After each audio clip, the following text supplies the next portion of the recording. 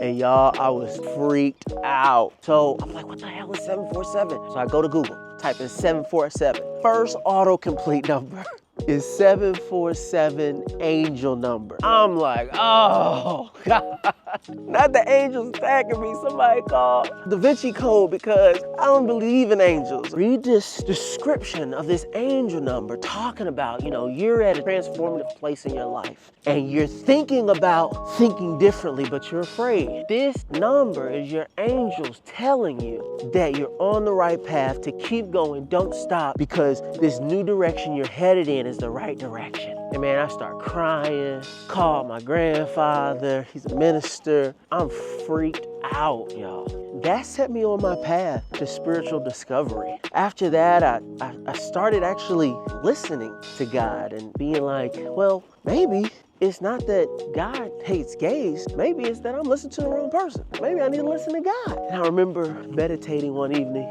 and hearing a voice in my head say, why would you listen to what everyone else says that I think versus just listening to me? And man, that changed my life right there. It's a profound moment. And I started meditating daily, listening to motivational people and spiritual wisdom. And it just changed my whole outlook on things and what was possible. At that time, I had to make a decision. I had to decide if I was going to quit my job or if I was going to go and work for the new company. And I just had a gut feeling that, going and working for this new company is not the move. I need to leave. They're not going to treat us the way Verizon has been treating us. I quit my second job and I told my parents. They was upset again, but I had to do my own thing. And so when I left Verizon the second time, now I'm feeling spiritual, I'm reading books and I'm this new person. I decided, I want to start a business. Blue Apron had just come out. I wanted to do like a food type business, food delivery called Now Chef, invested a little bit of money into it.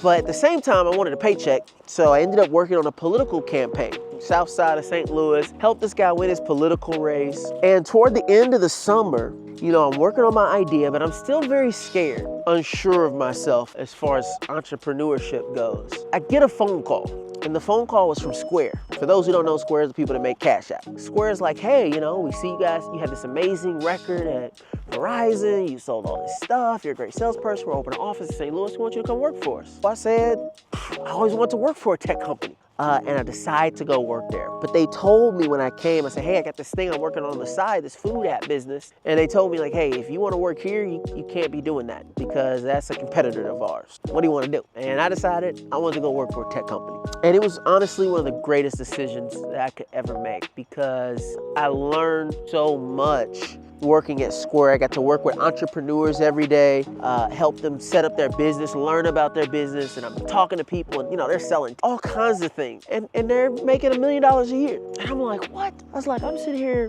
thinking that I can't do anything and all these regular people are out here doing incredible stuff. And while I was at Square, I also got to experience what it was like for a company that really cared about employees and it just gave people incredible benefits. But about 2 years into working at Square, as great as it was, I had that same feeling, that feeling of regret, that feeling of unfulfillment that I had in school, that I had before coming out to my parents, that I had at Verizon. Just kept coming back and I didn't understand why, once again, I didn't feel good. So I quit. But this time was a little different.